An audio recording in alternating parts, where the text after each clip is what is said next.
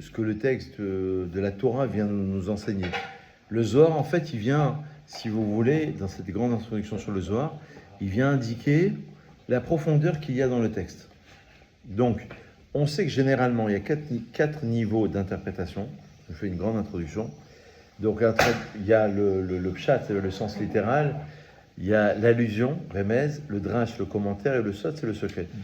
Maintenant, il faut savoir que le Zohar, il part d'un système, c'est la veillée d'études quand on a parlé d'être relié à un niveau d'après Rabbi Nachman de Breslev, qui est avant Matan Torah. C'est un petit peu cette idée, c'est-à-dire qu'il part d'un système où, finalement, il y a ce monde-ci, il y a d'autres mondes. Mais le problème, c'est que ça va pratiquement à l'infini. Pourquoi ? Parce que quand Hachem il a créé le monde à partir des 10 paroles, en fait, Bereshit, c'est une parole, au commencement.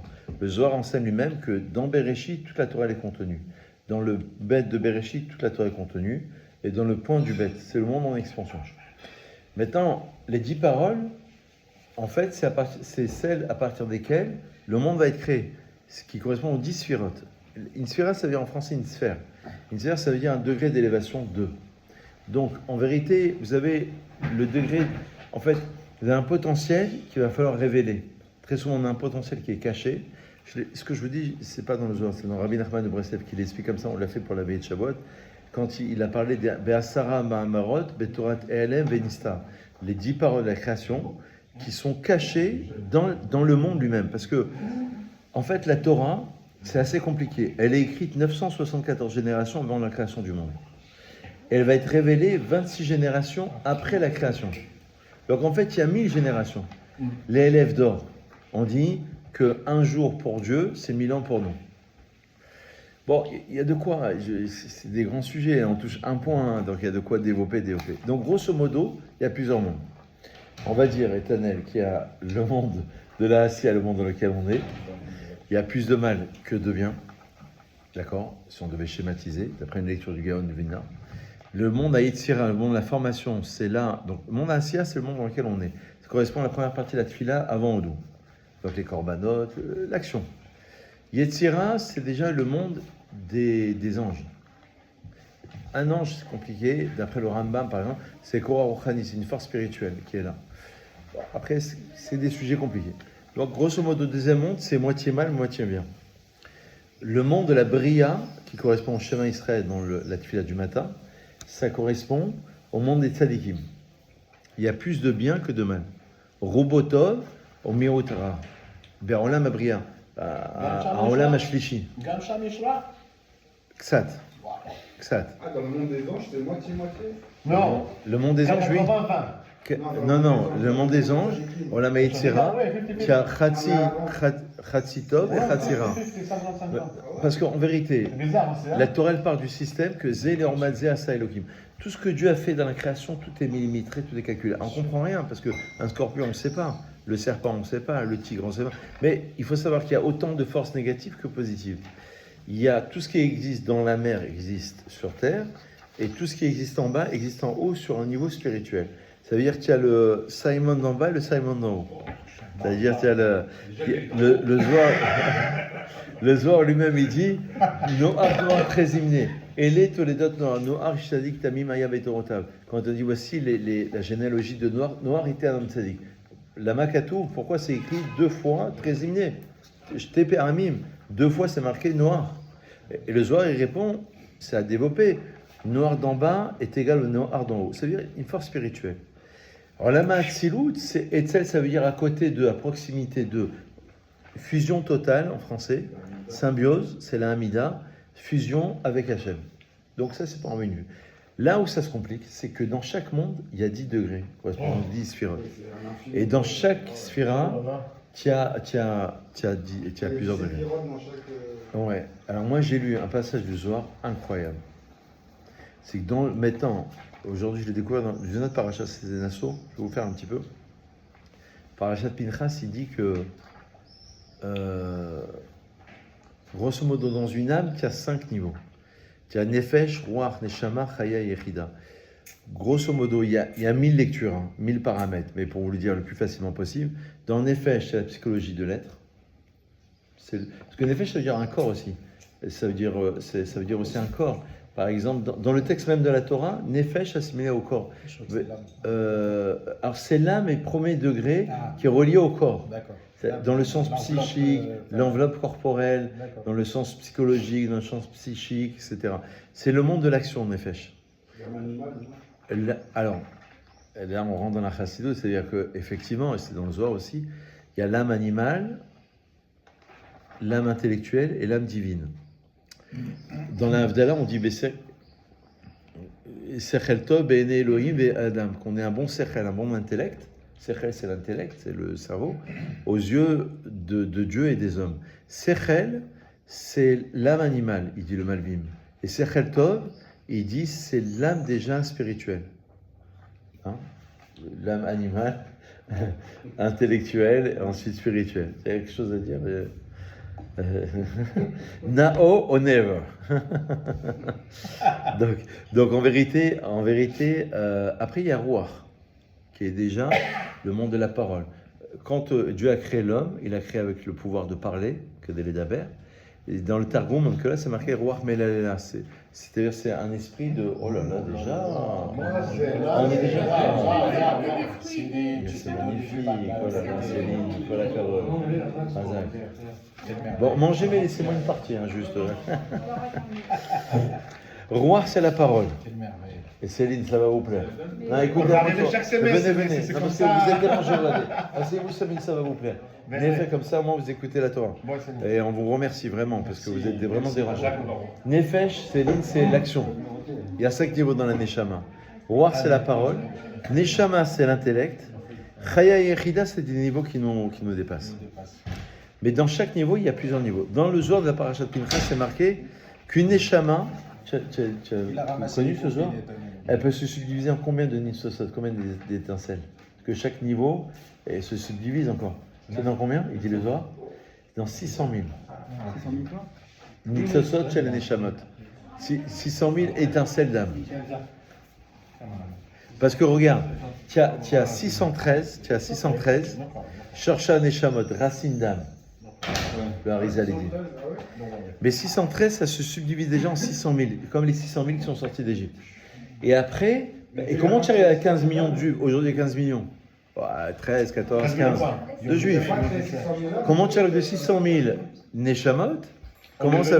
Parce que ça se subdivise, ça veut dire que quand Jérémie et moi, par exemple, on va étudier, on va s'entendre, on va échanger, il est probable, je ne sais pas, mais c'est probable, en tous les cas, ça peut se comprendre, qu'on puisse avoir un même degré d'âme. C'est pour ça qu'on est chaver, c'est pour ça qu'on est amis.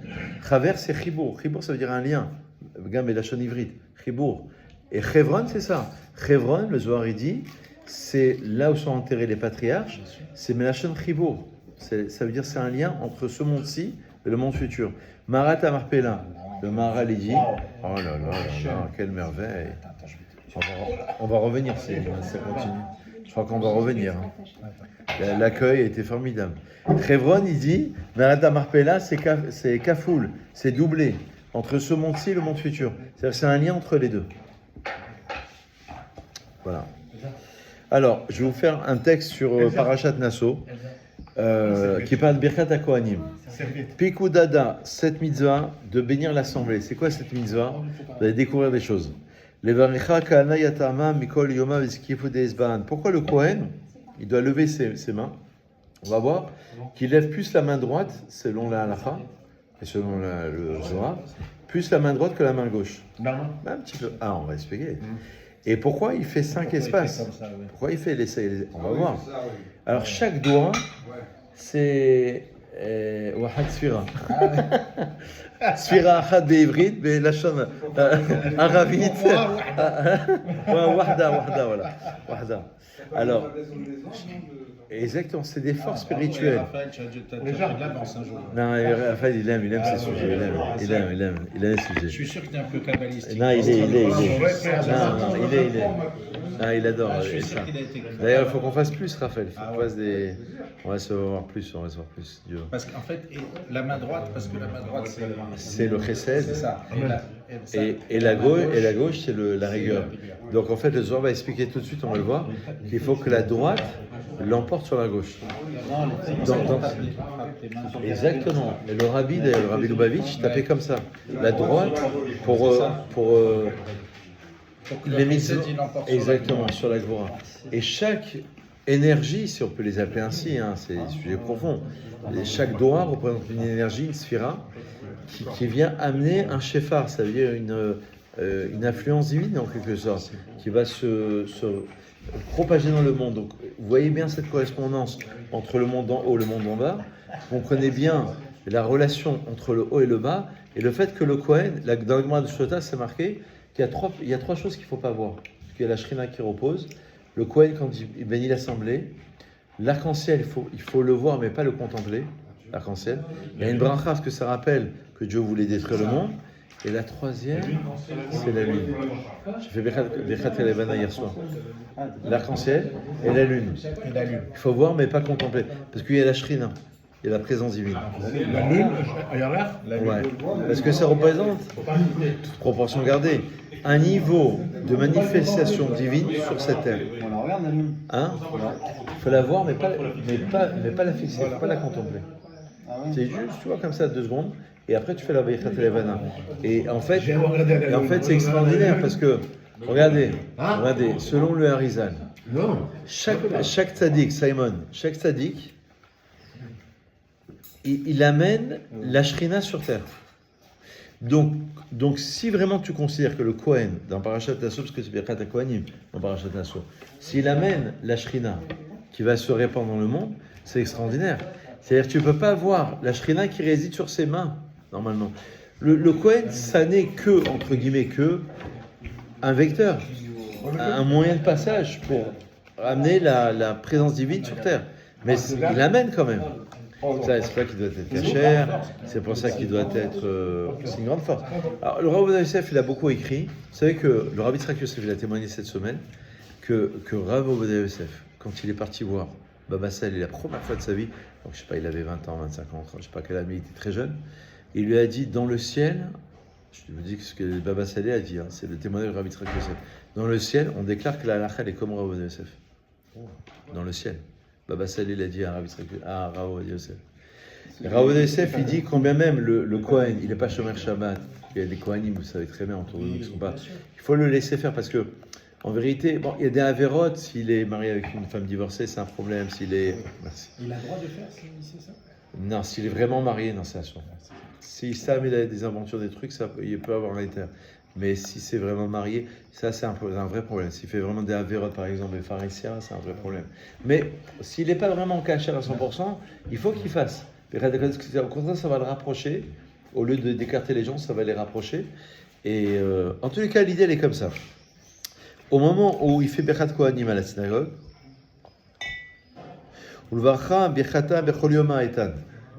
et si vous avez des questions, arrêtez-moi. Hein. Afin qu'il y ait des brachot en haut et en bas.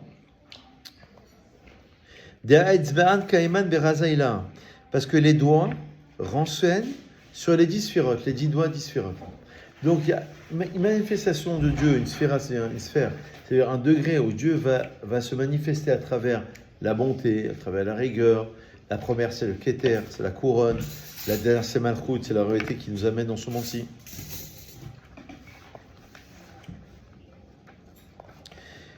Donc 5 à droite et 5 à gauche. Chamesh de Yemina, Inut Shevacha et Terak Alenut Simala. On vient de le dire à l'instant, les 5 doigts de la droite vont s'imposer sur la gauche.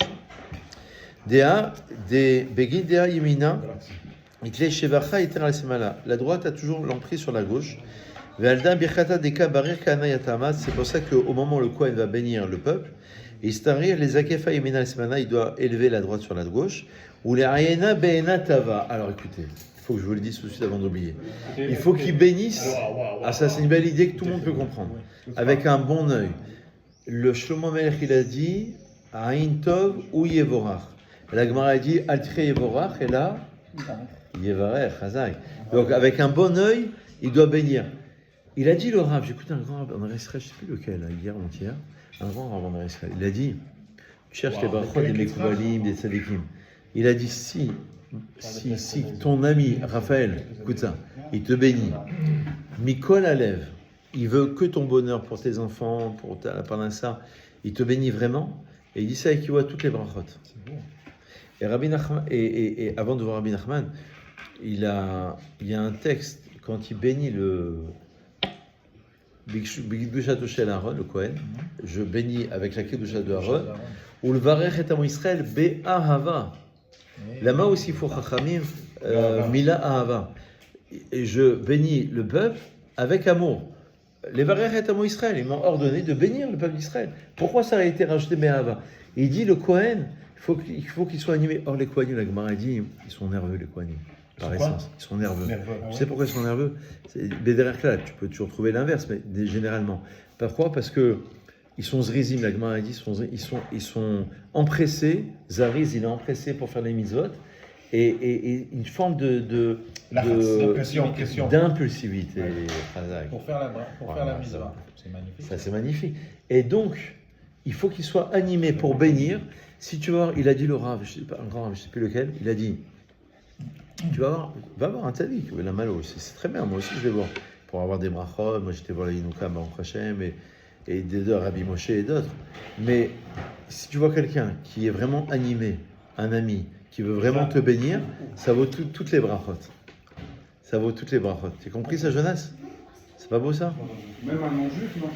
Quand quelqu'un te bénit, Jonas, pour que la bracha soit efficace, il faut que ce soit El Roi. Pour que la bracha soit efficace, il faut que ce soit une bracha qui soit du cœur, à fond, Be'ahava avec amour. Et ça, c'est la meilleure des brachot. Regarde, hier, moi, Baruch Hashem, j'ai eu la chance c'est une mila, un mariage. Moi, je demande toujours, hier, j'ai oublié au khatan, mais normalement, je demande toujours au khatan ou au sandak de me bénir.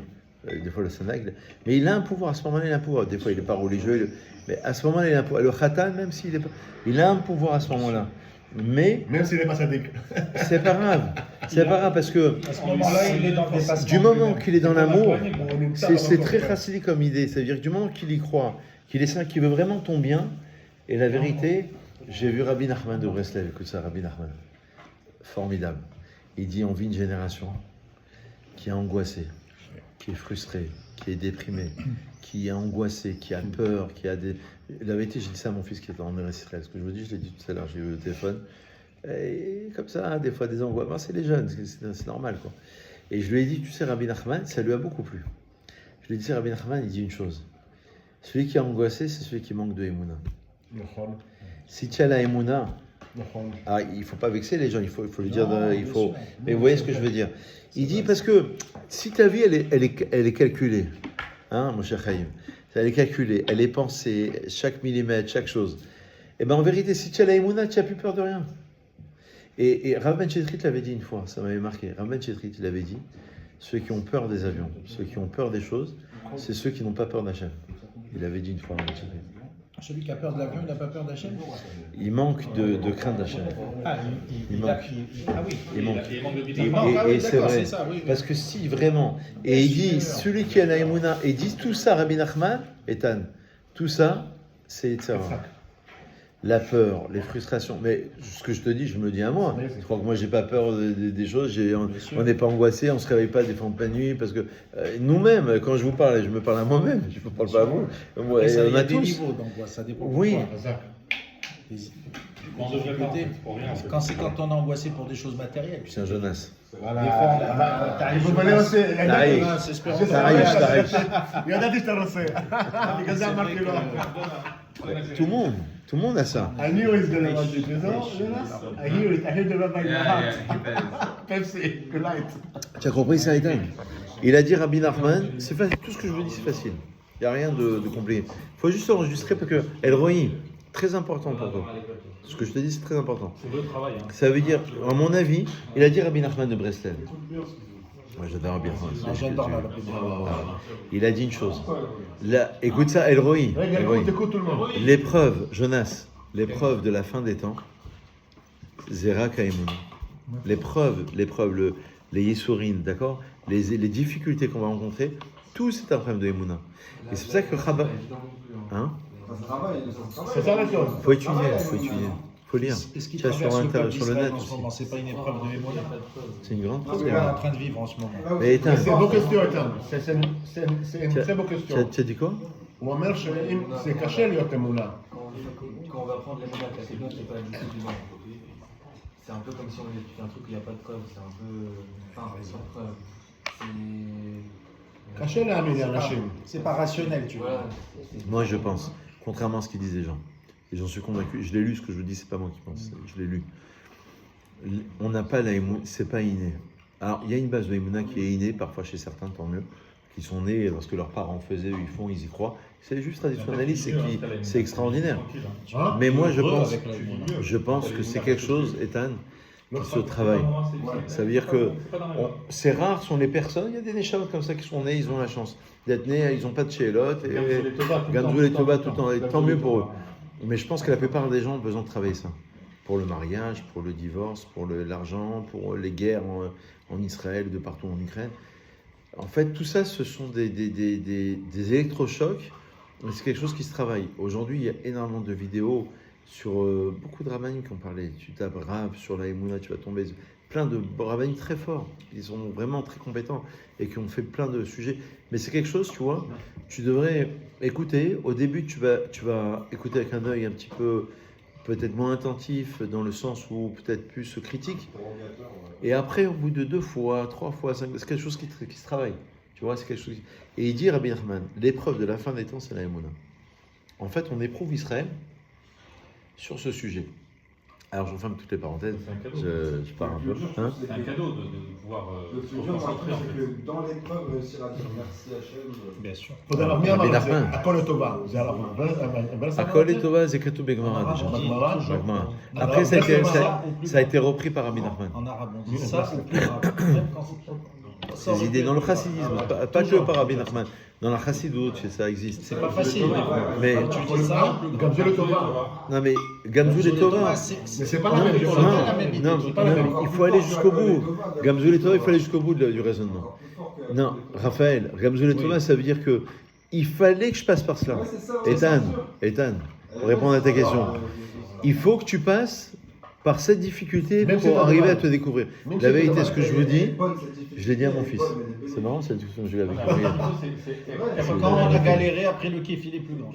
Je l'ai dit à mon fils. Je lui ai dit, Souvent, non, je l'ai dit. il a eu des épreuves.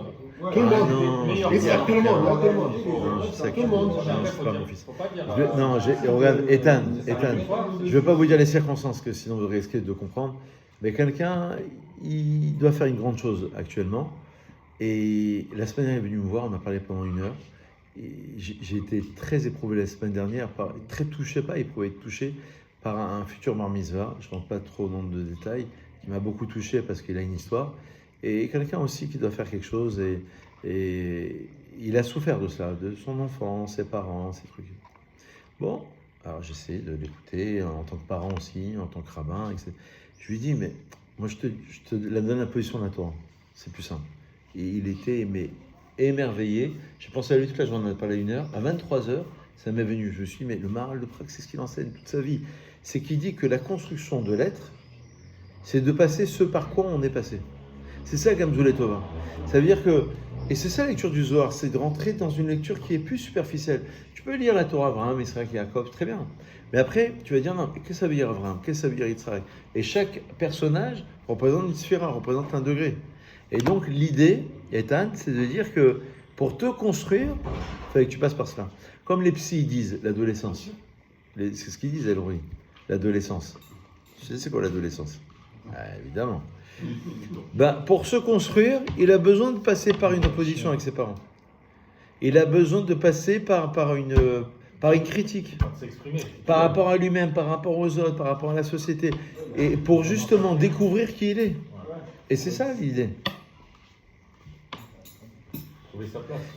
Je pense qu'il faut travailler tout ça. Il faut travailler. Trouver un sens Magnifique. à sa vie, la Emouna, en vrai, ça aide. Bien sûr. Quoi? Trouver un sens à sa vie.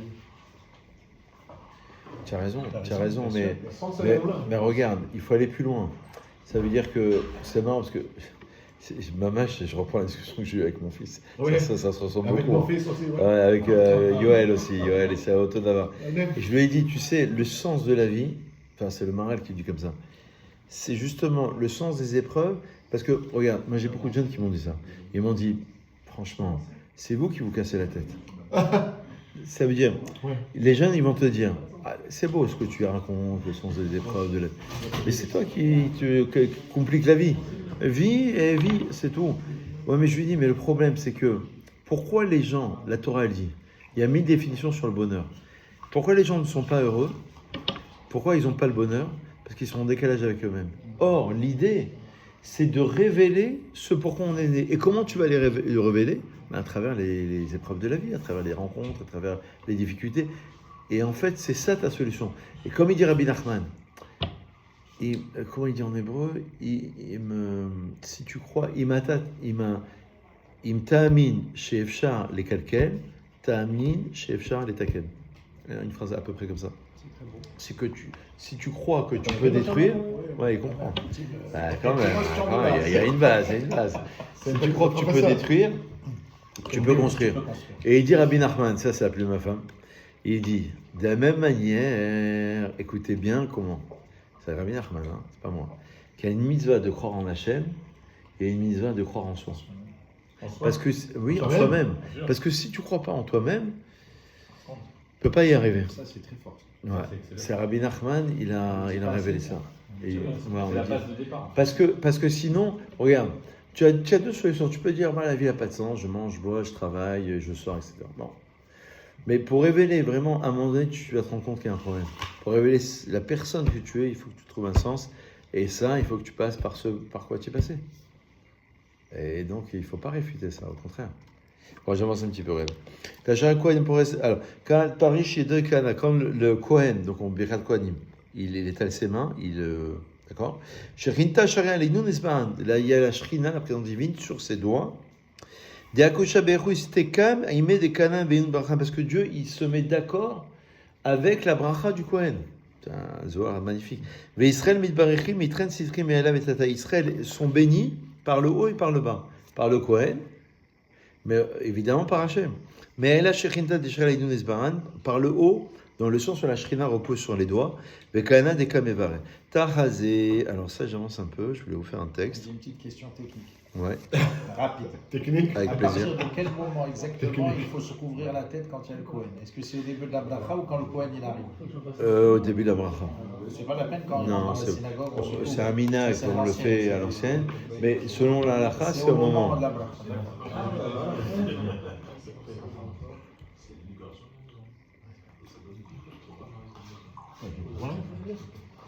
Ah, écoutez bien, j'avance un peu, je saute quelques passages. Au moment où le Kohen, il fait la bracha, et que la bracha elle sort de sa bouche, et nous, Chitin Alvan, il y a 60 lettres. Birkat Kohanim. 60 lettres. Je crois que c'est, il faudrait voir, mais je crois que c'est que dans Yevarechecha, parce qu'il y a 15 mots là-bas. Ben Ishra, il dit que c'est par rapport aux 15 Seudah dans la semaine. Il y a un Ben Ishra comme ça. Mais là, il dit qu'il y a 15 mots, mais il y a 60 lettres. Et il dit, ça correspond à quoi? Il va expliquer. Yevarechecha Hashem Mishmerecha, Ya'er Hashem Panav Elecha Vechonika, Issa Hashem Panav Elecha, Veyasem Lecha Shalom. 15 mots. Et il y a 60 lettres. 15. 15, c'est milim, milot. Et sur chaque lettre, eh ben, en vérité, il y a quelque chose qui se diffuse. Et parce que Israël sont 600 000, eh ben, ça correspond. L'un correspond à l'autre. Alors, on a du mal à comprendre, mais en vérité, l'idée, elle est simple. C'est que, en vérité, tu as un rapport entre l'unité, les dizaines, centaines et milliers dans les mondes supérieurs. Ah, c'est multiplié. C'est multiplié. C'est exponentiel, on pourrait dire. Si ça, vous le faites à la synagogue comme cours, les gens ils vont être encore plus attentifs pendant le Kohen. Ah, ben, l'Inéder, c'est une très bonne Si idée. on se concentre sur ça, Ah ouais, on c'est voit l'importance. déjà.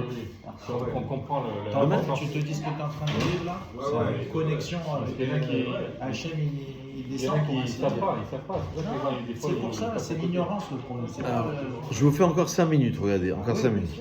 Il y a 4 formes, de crainte vis-à-vis d'Hachem. C'est important, c'est important. Ça, c'est très important. Très important. Il y en a 2 qui sont dans l'extériorité, et c'est relié à notre sujet. Et 2 qui sont dans la Kedusha, dans la sainteté, dans l'intériorité. Premier niveau dans la crainte vis-à-vis d'Hachem, c'est Yirat HaOnesh. Il a peur d'être puni par Hachem. C'est-à-dire que dans son argent, ses enfants, il se dit, si je ne fais pas Shabbat, je risque de perdre 100 000 cette semaine. Donc il va faire Shabbat. Bon, c'est déjà On fait Shabbat, on n'a pas tué 100 000 enfants.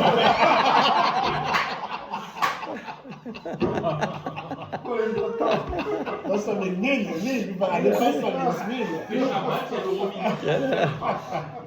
Tous les samedis soirs, on regarde. Et il y en a un aujourd'hui. Je lui ai fait faire une mitzvah. Il m'a appelé, je ne vais pas dire son nom. Et Shiloh Hakem, bon, renvoyer la mère oiseau. Je lui ai dit, tu fais cette mitzvah, c'est une mitzvah à Rikot Yamim. Je lui ai dit, va jouer directement à l'euro million. Il m'a dit, je te promets, si je gagne, je t'achète la Mercedes, le dernier cri. Il m'a dit. Décapotable. Alors, Yirat HaOnesh, c'est la crainte du péché. Ça, c'est le premier niveau. Bon, c'est déjà pas mal, au moins il fait quelque chose. Mais cette crainte vis-à-vis d'Hachem, elle est pas très appréciée parce que voilà, il y a un intérêt. Deuxième niveau, il craint Hachem afin qu'il alors c'est pas qu'il a peur d'être puni, mais afin qu'il ait du bien dans ce monde-ci et qu'il ait une récompense dans le monde futur. C'est déjà un niveau supérieur. C'est déjà pour avoir un bien. Il se dit voilà, je vais faire Shabbat, quelque chose. Bon, c'est pas le meilleur niveau, on va voir, mais c'est pour avoir une récompense dans le monde futur aussi. Troisième, c'est Yirat HaRomemut. Alors ça c'est déjà avant de voir la quatrième. HaRomemut. Ça veut dire cette crainte révérentielle. Plus que ça. Ouais. Il y a encore un niveau avant. Ouais, non, je sais parce que Bédard là, on parle que de deux. Yirat HaOnesh, Yirat HaRomemut. Mais là, il développe là. C'est au nom du, je sais pas quel nom. Expliquez, c'est Bon, quoi en tous les cas, c'est la crainte révérentielle, la crainte d'Hachem. C'est-à-dire, il connaît la grandeur d'Hachem. Et ça, c'est très louable. Va chercher à Benachut, dans les suras, c'est Malchut. C'est un niveau bas, mais c'est très haut déjà. C'est l'entrée pour aller vers la Hatzilut. C'est ce qu'on appelle Yirat Shamayim.